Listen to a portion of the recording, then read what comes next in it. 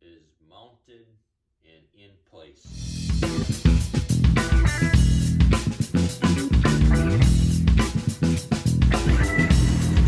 I'm going to show a little bit about what I had to do to actually get the bracket for the Y nut actually mounted in a line. It turned out to be a lot more effort than I was expecting.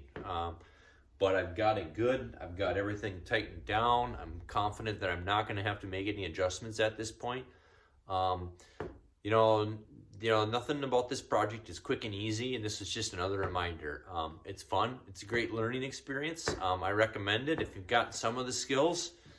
Take it on. But I'm trying to be real here and show you exactly the types of things that I'm going through, and I'm not trying to just show, you know, all my successes in the final assembly. I'm trying to show the process so you can understand, you know, the kind of things you're going to run into. So I hope you enjoy this video. Okay, so my challenge here is to get this bracket for the Y ball nut, the holes drilled into the saddle in the right place. I made some marks so I know where the center between the two holes is.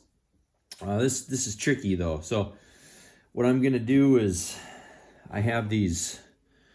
Well, I have a whole set of these things. They're center punches, and these are different size ones in these different tubes. These are ones that you put into holes that don't have threads, but I'm using a 1024 screw.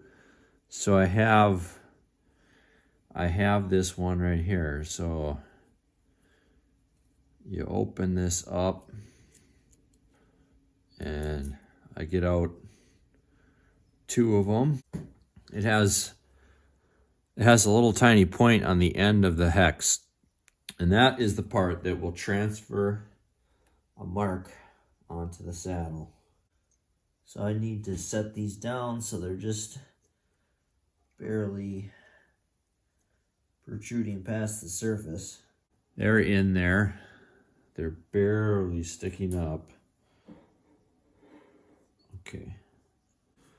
So I'm going to hit this from the top and hope that it transfers the mark. Okay, here's my saddle. I'm getting ready to drill the first hole. I did end up not having confidence that I could see the center mark, so I put some dye on the part and I repunched it, and then in the mill I have this center finder that comes to a point. So I was able to turn that on and go right down into the center punch mark that you can see, and able to know that I was on center. So it goes down in there perfectly right there. So, and then I turned it on. I made a washer because when you put a screw on here and tighten down, it without a washer, if you're trying to position something, it can move because as the screw is twisting and tightening, it can move. So I had to make this washer because most washers have a much larger outside diameter, and I don't have that much room here. So I'm gonna put this one in here, and then I'm gonna show you how I made that washer. I have this kit for punching. It's really called a shim punch kit. But you know, the first thing I'll do is I'm gonna pick the small hole I want, and then it has here's the punch. So first thing I'm gonna do is make a 3/16 hole. That's the size of the screw.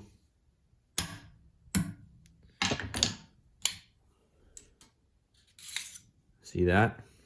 That's the small hole. And now I move over here to 5/16, and it has these crosshairs that you can use to get your hole lined up. So this is great because I can see exactly, and this being clear, I can see everything. I can see exactly. So I have it lined up, and then I just hit it with very lightly with the hammer. there we go.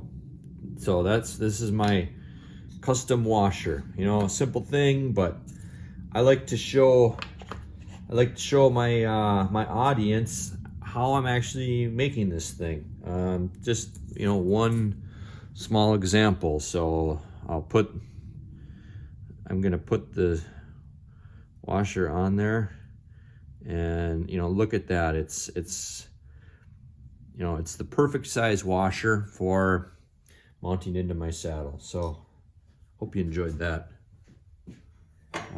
Getting this perfectly aligned so that way when you turn this, when everything's tightened down, it should be smooth and easy. This is proving challenging. So this is the tough part about mounting the ball screw. So what I've had to do is, you know, the screw lifts up and down like this. So at this end where my bearing is, and since there's a little bit of wiggle in here, I can't just measure it. I want to make sure the screw is totally parallel to this surface, so there's no bindings. So first thing I need to do is get the screw dialed in. So what I literally had to do was measure with the depth gauge on the top of the ball screw at the bottom, and then lift up, and then measure it again with the depth gauge, and then take the average of those two numbers, which turned out to be 0.801 inches. And then I got to go back here. I'm like, okay, that's what I want. I want 0.801. So I had to go into my tray of gauge blocks and play around with different gauge blocks until I got the height I wanted, which was by an iterative process of trial and error. And I get those gauge blocks underneath there like that, and then I'm able to get my my number, my 0.801. So now I know I have this screw completely aligned in the, I'll say the horizontal plane. So now I'm gonna put the saddle back on, and now I'm gonna measure the gaps where the two screws go, and then I'm gonna get the exact right amount of shims between each one of those, and then I know that I'll have my horizontal plane lined up. So yeah, it was a lot of fun making the bracket and everything, but now just getting this mounted and dialing in is turning out to be you know, another challenge, but I'm learning and having fun with it at the same time. What I ended up having to do is put slots on the holes that these screws are in, because when I back it all the way up to where the ball nut is right next to the bearing, it's got to be lined up perfectly concentric. Okay, so I gotta be right, left to right, you know, and up and down. And so I did some slots. So I got called the lateral alignment to settle in where it needs to be. And then I got the shims for the horizontal alignment of that plane. All right, now we have some great movement. The ball screw for the y-axis is mounted and in place, and all adjustments are done.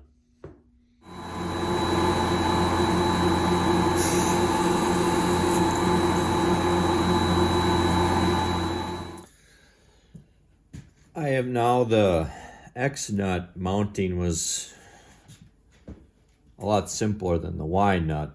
I've got two screws, one right there and one right there. I had to clearance out this material, and I had to clearance out some more material inside here for access to the screws, and then I just drilled and tapped two holes. So the table fits on here, and actually looking at the screw, I actually probably went a little bit lower than I even needed to, but that's okay. I have a 16 millimeter ball screw that I'm using here, which is maybe a little bit bigger than typical. I think 12 might be more common. So, you know, next step is I've got to work on the end caps for these things, and just like I did for the bearing on the y-axis here, I'll do something similar here. I got to make some plates, so that's what's coming up next. But that's my update on the x-axis. Thanks for watching.